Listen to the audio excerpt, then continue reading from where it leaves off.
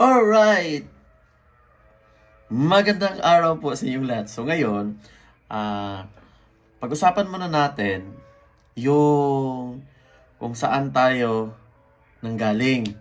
Baga, I address this one sa mga silingan ako nga na mga silingan ako nga na nag-work sa abroad, na napod sa ubang lugar, sa ubang kana na ang nasod.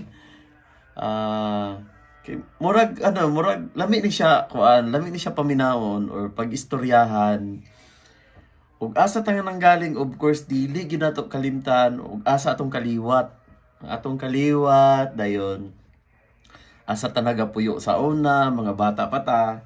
So grabe guys, yung natutunan ko ako personally, bisag na ako sa layo nga lugar pero usahay lami kay paminawon kay kuan man good kana nang ug mag-abri bitaw ka sa mga internet karon sa una di purag karon dili na ka matog books library or mopalit pa kag mga libro para makita nimo og unsay imong history sa imo ang barangay, city, tapos yun of course Philippines. Okay, so karon ang akong nahuna-unaan nga unahon ako og kuan pahaabot sa inyo ha kani bitaw asa jud ka nagikan ug unsa jud ko.